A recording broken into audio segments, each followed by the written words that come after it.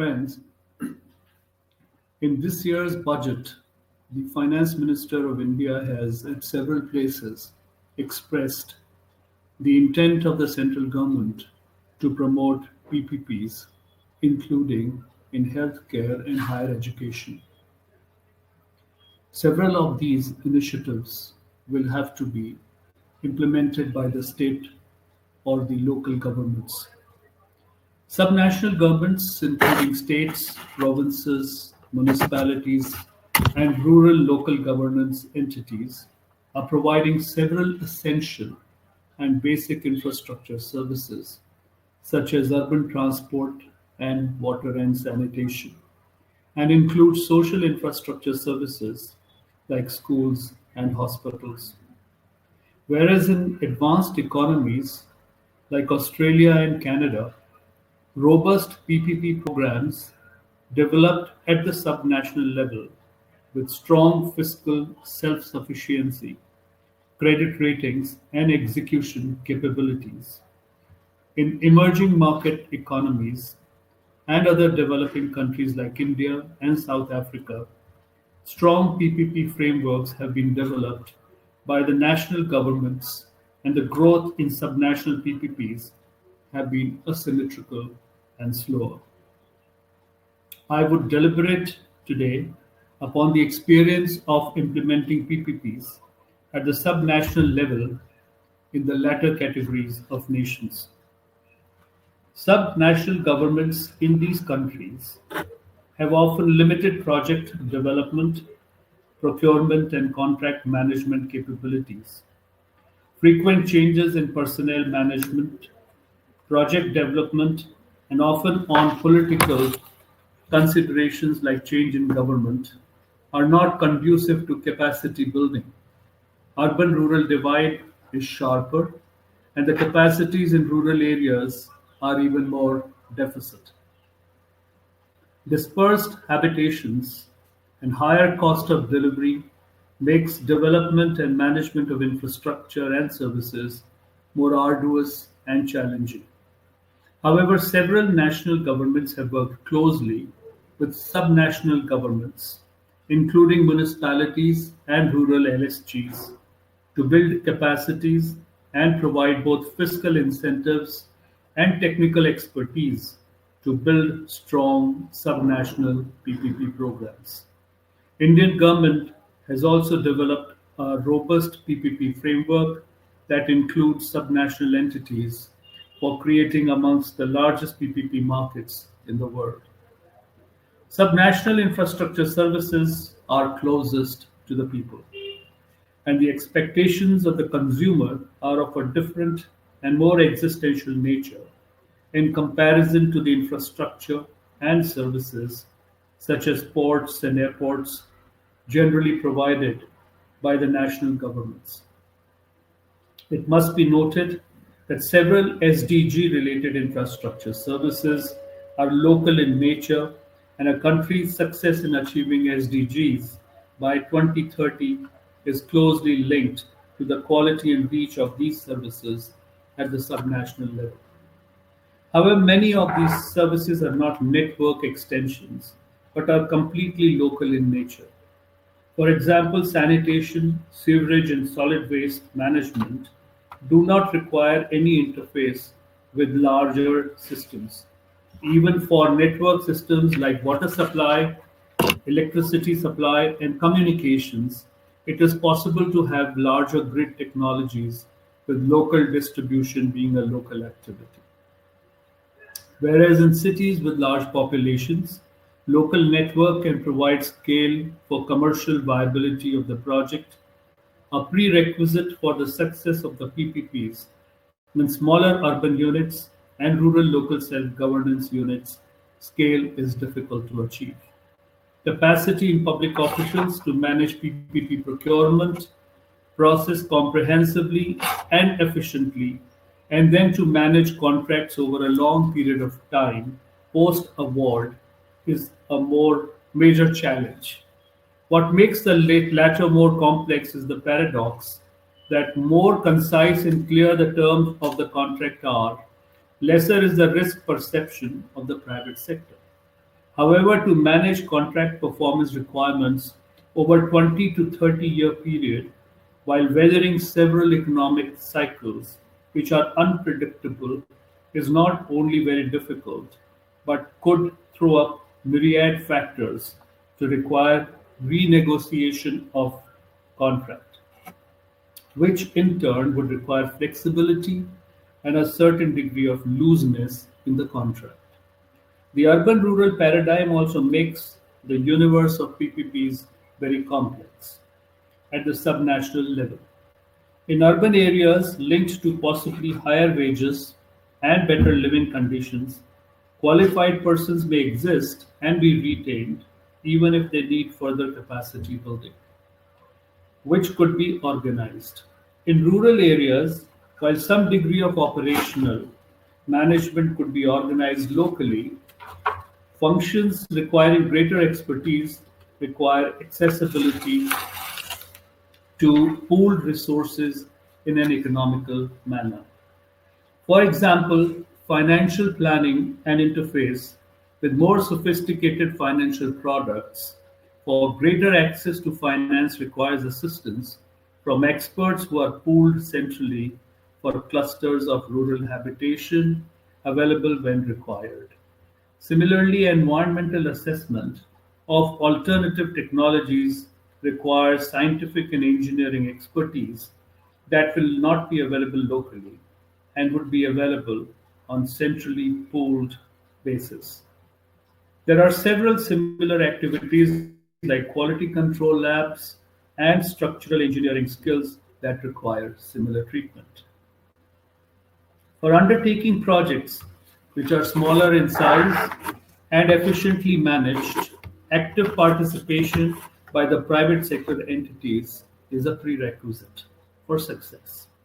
However, developers willing to invest long in a PPP project seek larger sized projects and do not generally participate in the bidding process of smaller projects put on offer by subnational governments. In the EMEs, facility management is still not well developed corporate activity. Developers who have greater risk appetites and willingness to stay invested in a project for the entire concession period once the construction and stabilization phase is over are wary of locking themselves into smaller size projects for long. The local small developers could have been the right fit, but they lack financial depth and access to technologies which could make management of infrastructure assets and services more efficient and cost effective.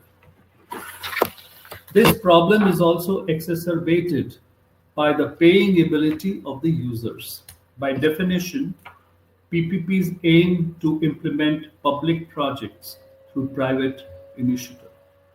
This implies non-exclusive nature of infrastructure and associate services.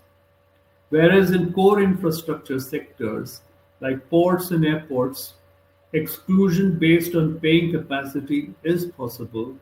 In projects such as drinking water and sanitation, rural roads, education and health, such exclusion is neither desirable nor possible. Financial risk increases in projects at the subnational level because political executive is also more sensitive to adverse public opinion and are prone to perverting the conditions of award, especially pertaining to user fee. This in turn increases the risk premium and consequently the requirement of viability gap funding, making the project more costly. In India and elsewhere, different models of viability gap funding, commonly known as VGF, have been developed by the government, especially aiming at projects conceived and implemented by subnational governments. Build, operate, transfer, annuity, and hybrid annuity model, amongst others, have also been used by the subnational governments in close cooperation with the national government to transfer varying degrees of commercial risks to the public sector, which typically should have fallen in the private sector basket. To make PPP projects more attractive, for the private sector. However, much more needs to be done. Long-term finance for PPP projects is a major challenge, which has only grown with the slowdown of the global economy. As the borrowing headroom available to governments keeps shrinking due to fiscal prudence, the easier route of borrowing from multilateral organizations such as World Bank and ADB, or bilateral assistance loans through agencies such as JICA, KfW, etc., is no longer sufficient to provide adequate capital. As prudential norms for banking industry are being regularly tightened and shadow banking is being nudged towards formalization, the private sector is also finding it difficult to raise money competitively from the market. Liquidity in the capital markets is high, and there is significant amount of floating money seeking good investment opportunities, as is evidenced from the balance sheets of the major pension funds, sovereign wealth funds, and endowment funds, showing impressive investable funds. These institutions search for long-term assured incomes and have lower risk appetites. Infrastructure projects offer such comfort. In emerging market economies and developed countries, which have a major infrastructure deficit and in most cases sufficiently large populations to generate healthy demand, a smartly structured PPP would be attractive for long-term investment. However, risk prediction for a 20 to 30-year concession in countries in transition is very difficult. Political risk, which includes change in policies and regulations, or more dramatic radical change in government, is perceived to be very high. There are actuary products offered by institutions like MIGA that provide security against political risk, but the cost of carrying insurance premium on the project can be high. Similarly, multilateral financial institutions like ADB provide partial or full risk guarantees to comfort the investors and lenders. These have provided some relief but reflect on the fiscal management balance sheets of the governments and create contingent liabilities for them, which in turn can impact countries' credit ratings.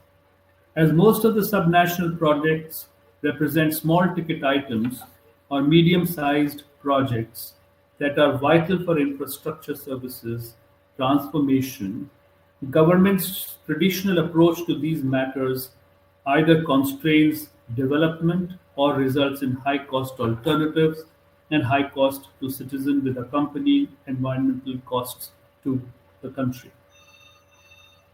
If multilateral financial institutions catalyze the transition from government-owned and managed infrastructure and services to PPPs in a professional and organized manner, poorly planned and executed development at high costs could be avoided.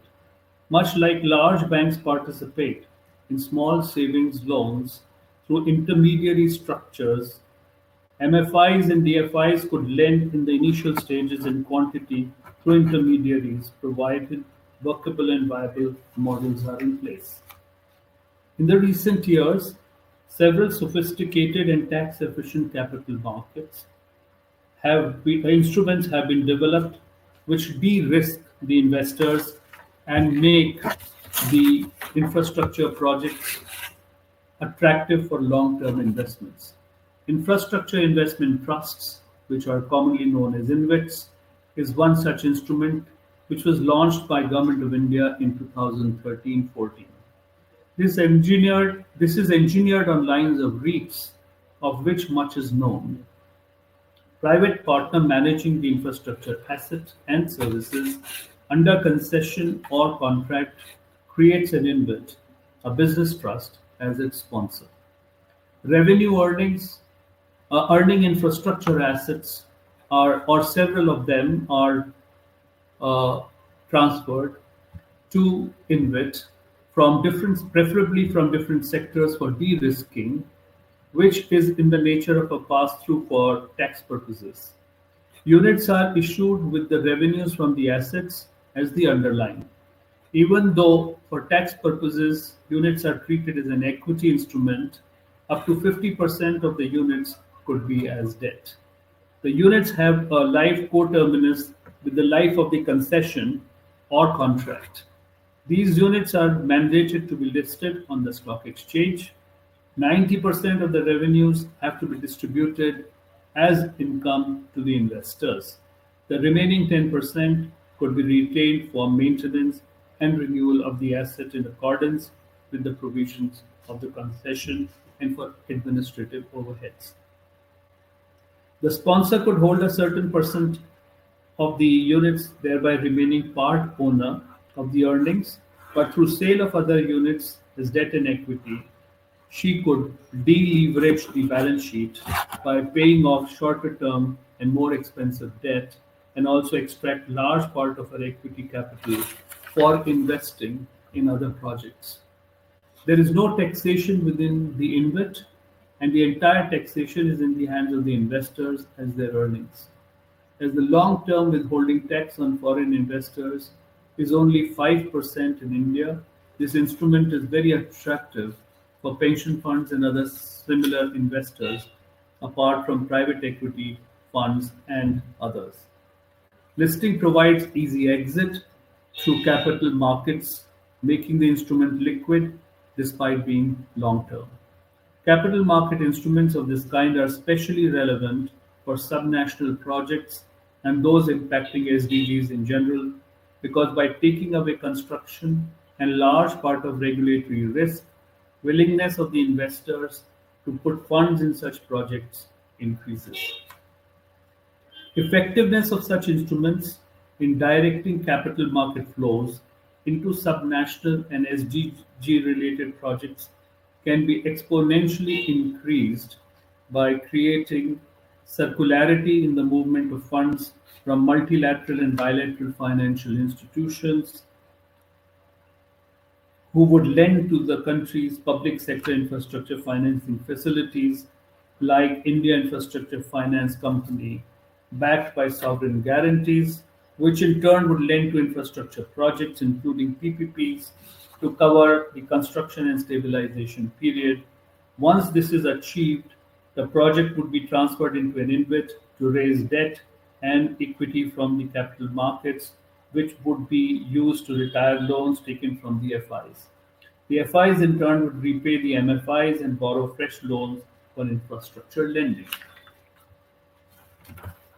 The challenge of enlarging subnational PPP programs is enormous, but must be met fully, considering the inevitability of involving the private sector in a much larger role in the development and management of infrastructure and services at the subnational level. The World Bank's 2019 Beyond the Gap report finds that 940 million people live without electricity, 663 million lack improved sources of drinking water, 2.4 billion lack improved sanitation facilities, and 1 billion live more than 2 kilometers from an all-weather road. UNCTAD estimates that achieving the Sustainable Development Goals by 2030 will require $3.9 trillion to be invested in developing countries each year. It also notes that with annual investment of only 1.4 trillion, the annual investment gap is 2.5 trillion dollars. Governments in emerging market economies and developing countries do not have the fiscal space to finance fully the yawning gap in SDG financing. Therefore, private sector partnership for development is imperative.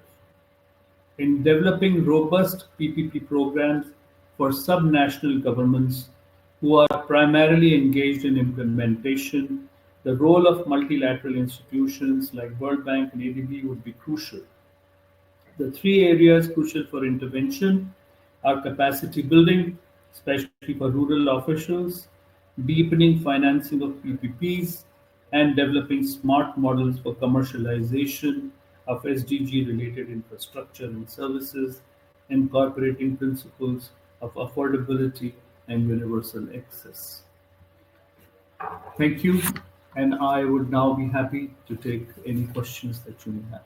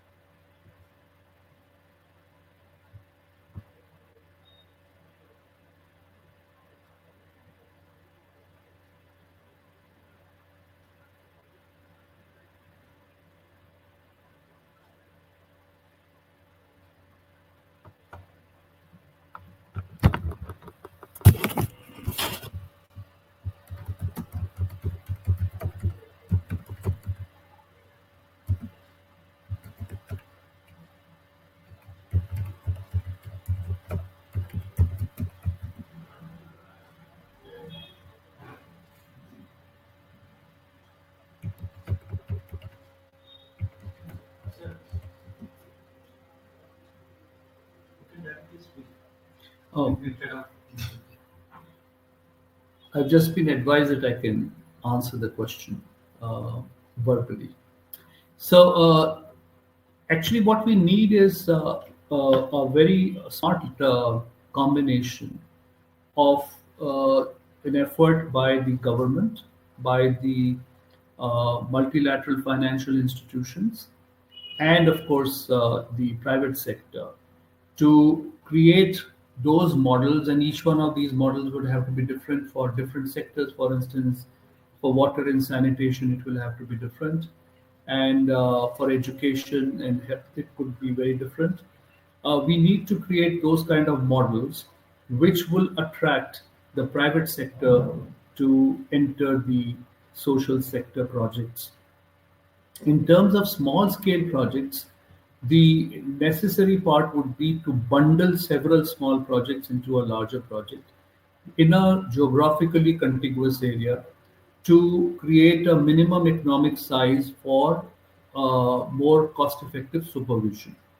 And therefore, for we have always advised you could take for a bundle of say 8 or 10 primary health centers, for instance, which are geographically contiguous, and bundle them into a one large project with 7 or 8 sub projects, which could then be offered to a single concessionaire, which in turn would be able to deliver the services in a more cost effective manner rather than giving each one of these primary health centers to a different private partner, which will make the supervision costs very heavy.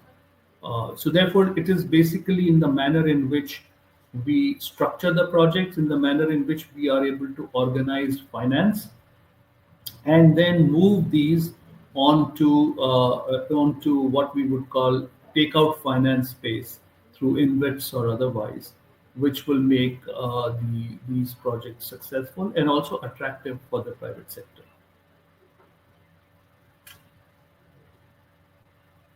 I hope that answers your question.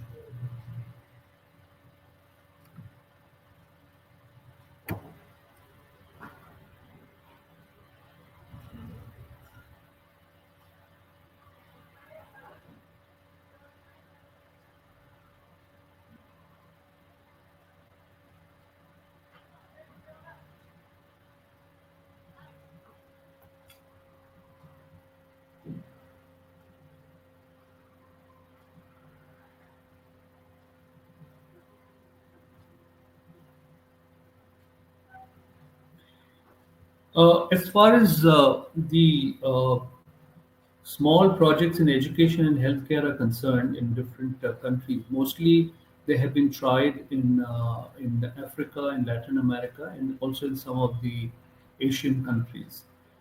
Basically, the Latin American model or in Africa, they are driven more in terms of the tertiary medical care rather than primary medical care in the public space.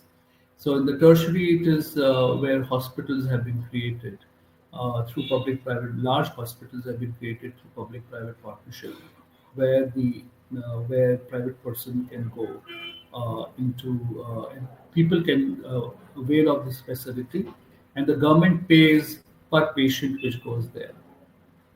We also have seen in terms of education, where higher education has been mostly done through public-private partnership, but not primary education, which is basically through government effort. We can in It is actually more difficult to do at the primary healthcare or primary education level, but as I mentioned earlier, if we bundle projects and we have very well stated service level standards, as well as also the payment structures, it is possible to be able to design a good primary health or primary education public-private partnership.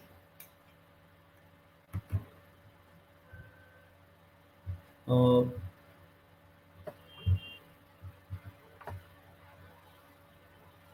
the manner in which we can actually improve the user payment ability in subnational PPPs is only in two ways.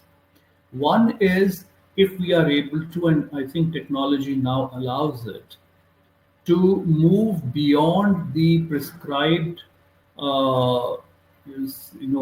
service level standard which the government has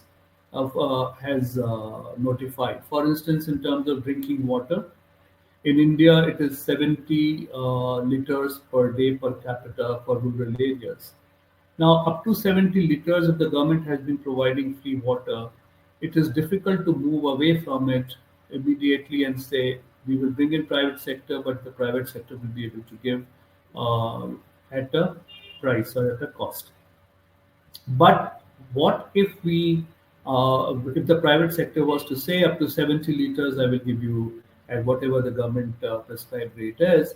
But if you need more than 70 liters per capita per day, then there is a cost to it. And if you're willing to pay, then I'm willing to provide this service. This could also be at a collective level. Subsequently, initially, perhaps some people will come forward to accept this, and this could be used for everything. Whatever the government is prescribing, we will give at the rate at which government is giving you. But when we do a plus service, which we improve the service in any manner, then you pay more for it. This has been tried in the power sector in Gujarat to an extent where they have two grids. One grid which provided 24 into 7 power, but the people had to pay higher rate, and the other one was where you got 6 hours or 5 hours of power, and people then began to move from 5 to 6 hours to 24 into 7 or 24 hours, which provided them better facility. Drinking water is the same because if you take the cost of storage and cost of purifying the water because of the contamination which happens on account of smaller duration of water supply, then it may end up, kind of people moving towards paying more, but it will have to be gradual and incremental. It is not easy to for people to be moved to a paying situation immediately. An infrastructure asset uh, is actually low return investment, but it is assured return over a long period of time. We have also seen in infrastructure assets, especially in terms of those which are related to traffic or traffic, I'm using in inverted commas, in terms of where the consumption will continue to rise. For instance, on a road, the traffic will continue to rise. At some point of time, when there's an economic downturn, it may be low, but at other times it may be much higher than anticipated. So in a long concession period, it evens out mostly as long as the private sector has been prudent in deploying its finances. So we need to look at those kind of investors who are looking at longer term returns. As I also mentioned earlier, the government can start with annuity type models It can also convert these models over a period of time to part annuity and part payment. There are several ways of engineering these projects, and they can be smartly done to take the upside of the higher traffic and the low side of the and then to protect against the low side of the traffic. And I'm again using traffic in terms of inverted commas in terms of the user. For instance, in education, if the education the PPP is smartly packaged, where market itself forces quality, then the people who are coming from the private from the lower strata or the disadvantaged groups also begin to get better quality of education, and perhaps would be willing to pay a little more, or at least something which they now pay to the private sector, private schools, which may not really be giving the best education, but are at least there's a semblance of some quality there.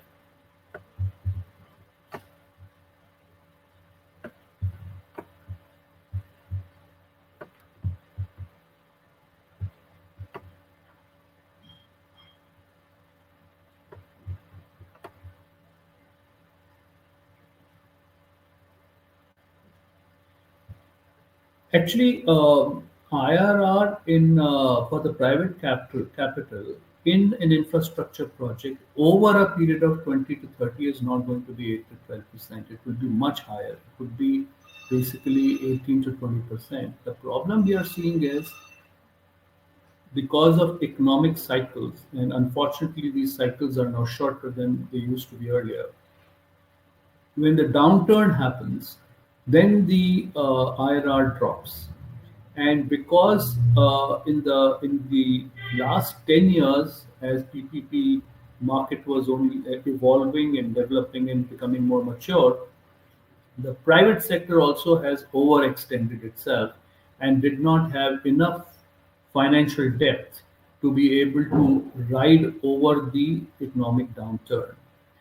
So therefore, I think going forward, they will have to be a little more sober in terms of assessing the projects and assessing their own capability of being able to service a project over a longer period of time, so that at the end of the project period or the concession period, they would be able to get a fairly good IRR on the project that they have done.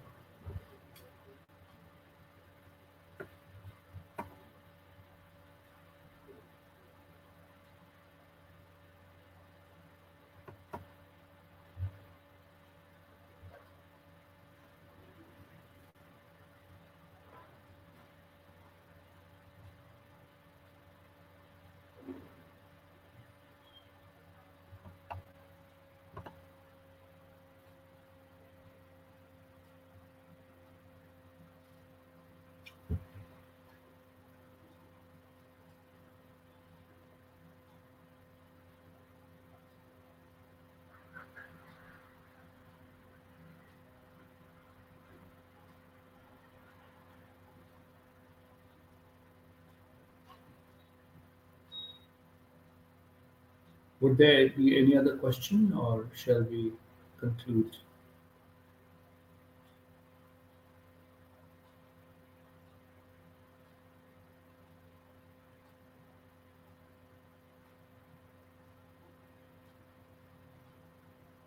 The first and foremost, of course, is to create a framework for whichever sector we want to promote the PPPs at the subnational level, where we clearly define the design of the PPP that we have in mind, and then have a wide stakeholder consultation with the private sector and the financial institutions to present this model to them and see if they find there are any weaknesses in it which need to be plugged from their perception, because ultimately the perception of the private sector and the financial institutions is going to be very critical for the success of any PPP program at the state level. Uh, Once though feedback comes in, and this is factored into the framework, then the next step, of course, is to create the documentation for the projects, identifying them, and then doing a detailed project report, which takes into account the costing, etc. Also, do a service level standard, which will prescribe what kind of quality of service or performance standard the private sector will have to deliver. Also, develop the concession agreement, which is a legal document which identifies all the risks and the mitigation of those risks, as well as obligations and rights and obligations of the public sector as well as the private sector, dispute resolution, which this has to be comprehensive so that it gives the comfort to the private sector that their investment is going to be safe, and then perhaps do another round of stakeholder conference in which you present these documents to see if anything has been missed out. After that has been done and the documents have uh, got into their final draft stage, perhaps the project can be offered to the private sector. Now, I think on PPP law, I think it is time that we had a PPP law because the common civil contract law has not really worked very well in the case of PPPs, and also it is not, it does not, it's a very generic law, and therefore the finer nuances that now come in a relationship between the state entity and the private sector, which is not of a normal contractual labor as has been known by the courts and as has been known by the public sector for a long period of time, but is more in the nature of a partnership. That I think needs to be very well embedded in such a law, which will make it more predictable for the private sector in their dealings with the public sector. So I think it is time that we looked at enacting a PPP law.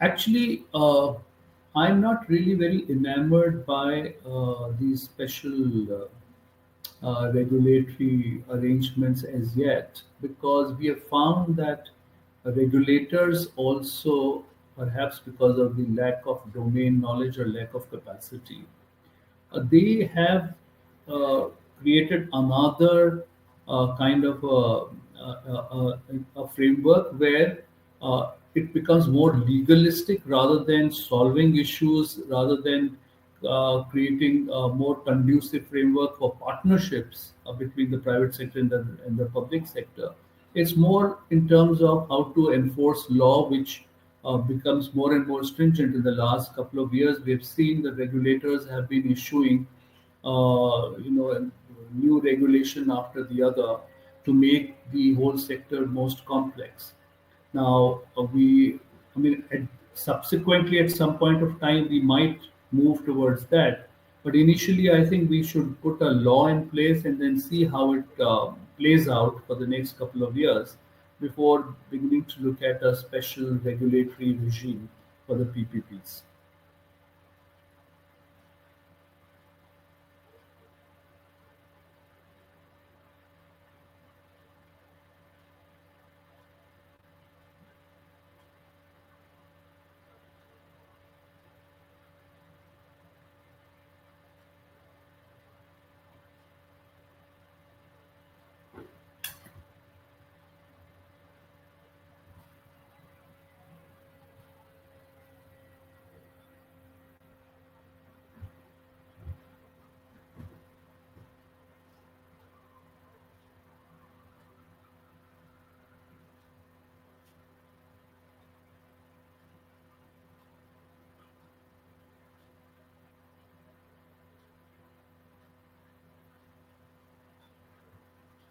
Well, I guess we are running out of both time and questions. So thank you very much for being part of the webinar, and I hope we will continue our interaction in the future. Thank you.